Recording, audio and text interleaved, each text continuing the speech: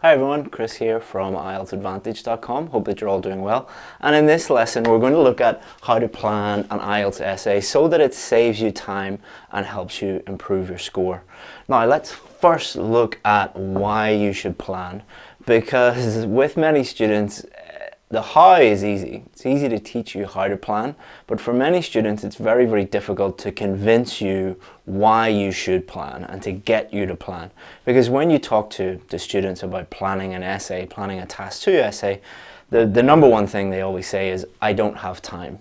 So planning actually improves your time management. It leads to more time. That might sound a bit crazy, might sound, a little bit counterintuitive, but let me use an analogy. So imagine you were flying to New York. Imagine you decided to go to New York today from your house. Would you just run out of your front door and start running towards New York and hopefully you get there? No, you would plan your trip. You would book your flights, you would book your hotel, you would, maybe look up where you're staying, you would book a taxi or a bus to take you to the airport. You would plan everything so that you get there on time. Same with when you land in New York. Let's say you were going to your hotel in Manhattan. You wouldn't just run out of the airport and start running towards Manhattan. You would get a taxi, you might get Google Maps and it will show you exactly where you're going and exactly what you're doing. The way that I suggest planning and the way that I show my students planning, the way we always talk about it is, it's like saying you have Google Maps for your essay. You know exactly what you're doing, you know exactly where you're going, and you're getting there in a timely fashion. So number one, it is an investment of time, not a waste of time. So where many students go wrong is they open the question, see the question, and immediately start writing. They might think about it for a minute or two, and then they immediately start writing. What happens there? Well, first of all, your writing is a reflection of your thinking. So if your writing is if you're very stressed out and you've many confusing thoughts, guess what? Your writing is going to be like that. And then often students will stop in the middle and realize they've made lots of mistakes, or the idea is wrong or the structure is wrong, and they'll delete it and start again, and that ends up wasting a huge amount of time. So by planning, you are investing that time so that you get everything done on time. And if you haven't tried planning before, I'm going to show you how to plan in a moment. Try it out. Next time you're practicing Task 2, try planning for 5 to 10 minutes. One of the things that I'll link below, and you can check this out for yourself, we have many students who have got a Band 8 or a Band 9 in the writing test, and we do interviews with them and we say, can you share your success with everybody? One of the things that nearly all of them say, one of the secrets or one of the reasons why they got a good score was planning. So if everybody, all of the students that we deal with who are getting a Band 8 and Band 9 are saying planning is important, then it's something that you should at least try out. And one of the other things that we find with our students, the more successful they are, the higher their scores are, the more time they actually spend planning. I mean, don't go over, let's say, 10 minutes, but it's surprising how many of our Band 8, Band 8.5, Band 9 students spend like 7, 8, 9, 10 minutes planning. It really does make a huge difference to your score and to your preparation. We're going to talk about that in a moment. So the other reason why planning is so important is planning allows you to focus on your writing. So what do I mean by that? So when I talk to my students, I say that we should divide the writing up into 3 stages. The thinking stage, and that's really the planning stage, when you're doing all your thinking. The writing stage, where you're just focusing on writing. And then the checking stage at the end, where you're focusing more on grammar and vocabulary and checking whether you did the essential things correctly. And by focusing on one thing at a time, that's just how many of our brains work. Some people like to do 17 different things at the same time, but for me and for most people I work with, it is far more effective to focus on one task at a time. and that is a more, it's better for time management, and it's also better for thinking clearly and doing the things clearly what you're doing. If you're doing one thing at a time, it's much, much easier to do that. So I think, as Ernest Hemingway said, write drunk and edit sober. I think what he was really saying was, focus on one thing at a time. The thinking, writing, and checking are using different parts of your brain. You think in different ways when you're doing this. So by breaking your essay up into these 3 stages, just makes everything better. Number 3, planning reduces stress. So this might sound a bit strange, but people get stressed out when things are unknown or they've no idea what is going on. And people tend to not be stressed out when they know exactly what is going to happen. So when you plan everything out, your stress levels just go through the floor, because you know exactly what you're going to be doing during the writing stage. So you see the question, you understand the question, you planned everything out, and the stress just abates, and you can sit there and write out your essay, and everything becomes much, much easier. This is the reason why people, for example, have quarterly goals or monthly goals or weekly goals or to-do lists the next day. Why do we do these things? It's great to have goals, but it also reduces stress because you know what you're doing. Everything, it's not chaos. It's more, you're creating order out of chaos, and that's going to help you with stress. So planning is just an amazing thing that you should do, and it's no wonder that so many of our most successful students, the first thing they mention, like, how did you do that? Planning. Really, really important. So now you know why you should plan. Hopefully I've convinced you why that's a good idea. Now we need to work on how to plan. So there's different stages on how to plan. Everything that we do with our students, we break it down in a very step-by-step fashion. So we make sure that everything's very easy to understand, so that it's easy for you to prepare, and it's easy for you in the exam to think about what you need to do. Because if I give you really complicated things to do, then in the test everything's going to be very complicated. So what we do with our students is stage 1, stage 2, stage 3, stage 4, step by step, making everything as simple as possible, but not simpler, as Einstein said. Number 1, first stage is understand. This is the most important stage. This is when you don't, put your pen and your pencil down, open up the paper, and just think about the question. Spending 1 or 2 minutes just thinking and understanding the question and understanding what the examiners want you to do is crucial, and that is not wasted time. If you do not understand what you have to do and you do not understand the question, it doesn't matter how many fancy words you know or grammar structures or essay structures. If you don't understand the question, you're never going to do well. So spending that 1 or 2 minutes understanding, what is this question about, what is the topic, what's the subtopic, what are the specific things that they want me to do, what type of question is it an agree or disagree or discussable views or advantages and disadvantages or double question, or what do they actually want me to do. 1 or 2 minutes is the best investment of time you'll ever make. Number 2, idea generation. So again, as we mentioned here, it's about doing one thing at a time. So here, understanding, focusing on the question, understanding what to do. Okay, that's done, I understand it. Now, idea generation. Because doing one thing at a time is very, very effective. So here, just thinking, depending on what the question is, for example, if it's an agree or disagree question, deciding, okay, I agree or I disagree. Okay, let's say you agree. What is one reason why one reason I could use in this essay that would show why I agree? What's another one? And then having those ideas and thinking about those ideas deeply. Is it a relevant idea? Does it actually answer the question? Is it a logical idea? Does it make sense? Can you develop that idea? Are you able to explain what that means and explain how it answers the question? Can you think of a great example to use in your main body paragraph to support that main idea? Because if you can't, then you're wasting your time. Because if you can't do that, you're going to be halfway through your essay.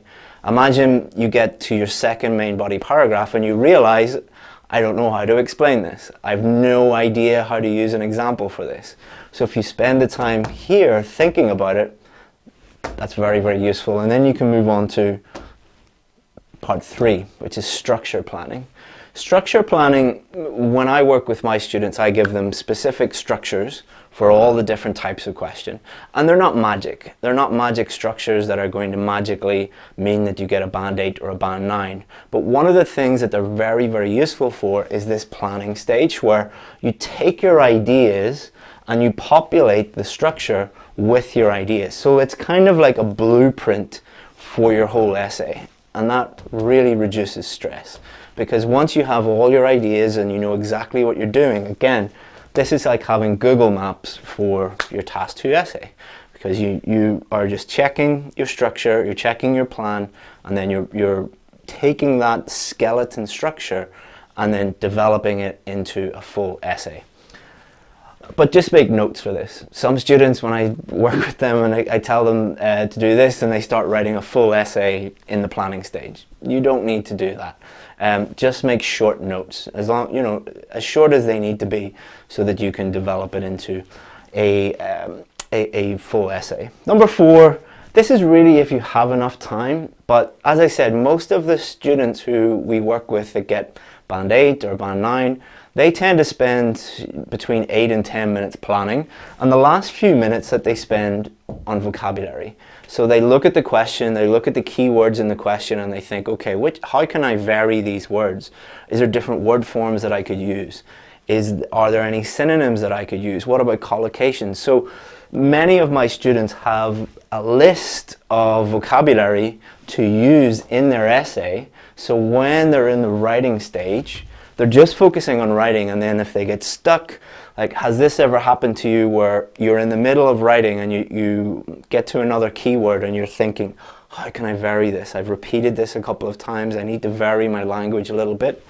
If you've spent 1 minute or 2 minutes thinking about this and thinking about vocabulary only, it's much faster to think about vocabulary in the planning stage when you're just thinking about that, than to be switching between writing and thinking constantly when you're writing. So you don't want to be writing, then having to think, and then writing, then having to think, and then writing. Okay, is this grammar structure? Oh, is this vocabulary correct?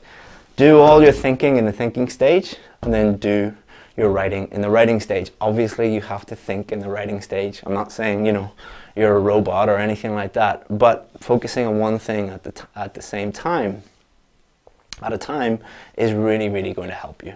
So that's basically how to do it, and that's why you should do it. And I would really encourage you, if you're struggling with Task 2, to try this out. For many students, it's not going to be the secret. It's not going to be, you know, the thing that moves you from 6 to a band 8 or anything like that.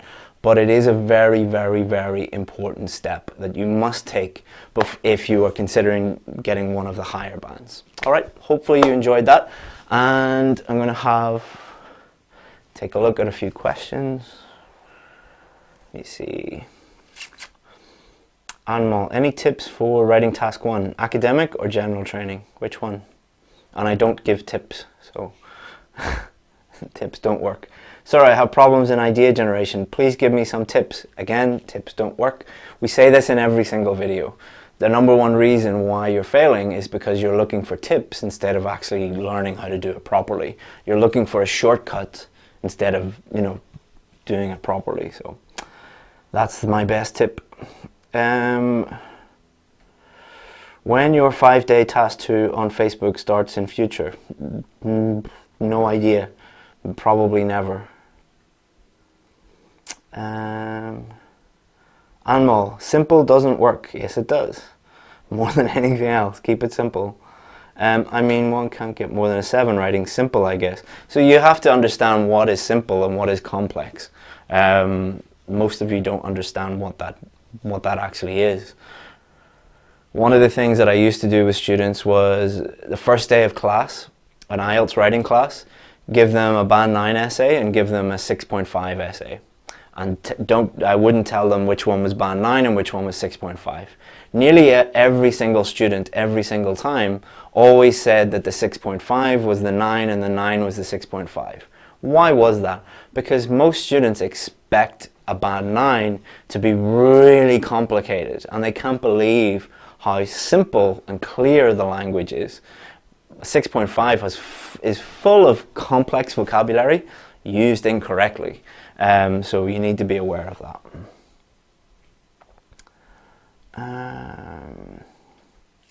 Upload 5-day course on YouTube? Nope. If you write simple without high vocabulary, you can easily get 6 or 6.5.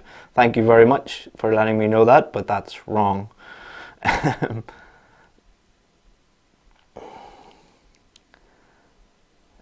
Good. Keep structure simple, keep precise words. Why would you use words that you don't know how to use? What's going to happen if you use complex words you don't know how to use? You're going to make a huge number of mistakes. Do you think you're going to get over a 6 or 6.5 if every single sentence has a mistake in it?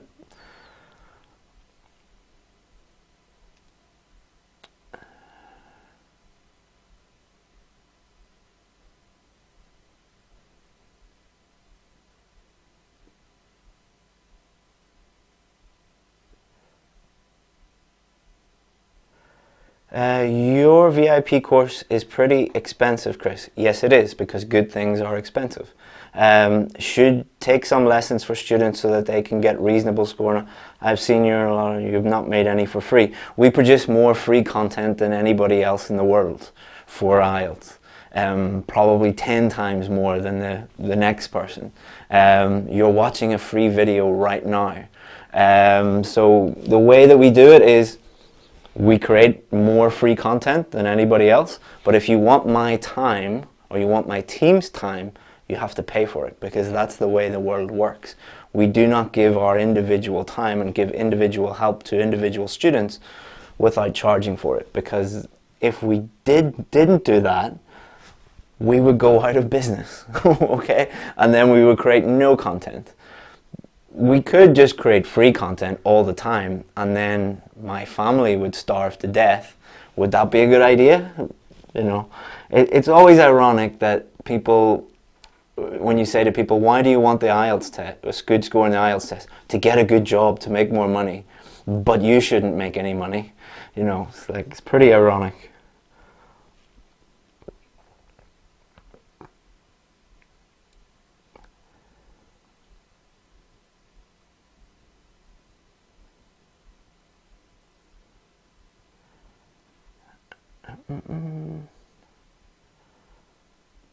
Manny, how to relax before the exam? Very good question. Be prepared.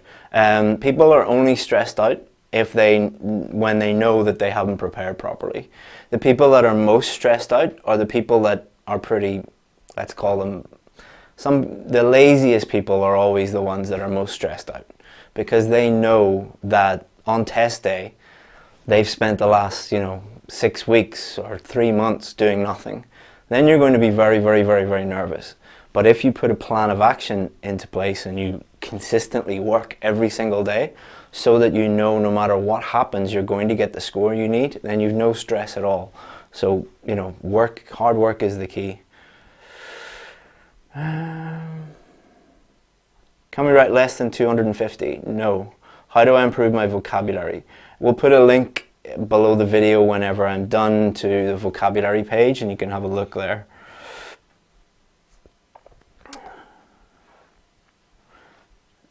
Spelling error matters. Yes, of course. Idea generation tips, please. We made a video on idea generation about 2 weeks ago, so check that out on this channel. How can we improve listening skills in for last passage? The last part of the listening test and the last part of the reading test is the most difficult part. Therefore, it's for people who need a band 8 or a band 9. So if you only need a band 7 for listening, don't worry if you don't get all the last questions done, because they're too difficult for you. If you do need a Band 8 or a Band 9, you need to improve your vocabulary, your listening skills, your awareness of the different questions and strategies for those, for each of those questions, and improve your listening basically.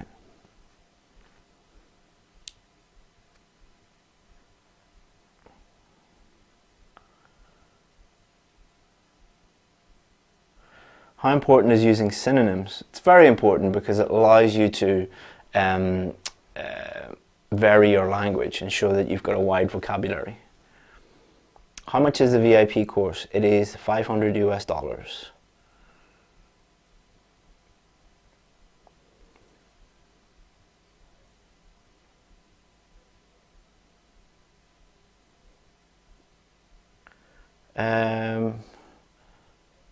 The person, I can't read your name, says in my essay, my teacher says write 50% agree, 50. You can do it like that, but you're probably turning an agree or disagree essay into a discuss both views essay, so it's very dangerous to do that. It's more difficult to do that than just to agree with one side. Most IELTS teachers don't know what they're doing, so no, you probably have one of them. Can we write more than 60 words in the introduction? Yeah, it's not about number of words in the introduction, it's about the quality of the words in the introduction. I can write an introduction that's 30 words long, that's amazing. And I can write one that's 30 words long, that's terrible. I can write one that's 90 words long, that's terrible, and one that's amazing. It's not about length, it's about quality.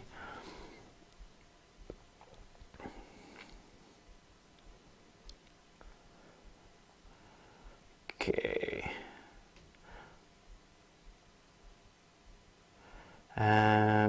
Araceli Fazio. Every time I try to purchase the VIP course, it says that it doesn't have places available. Yeah, so we are the only IELTS course in the world that has a waiting list, because we only work with a very, very small number of students.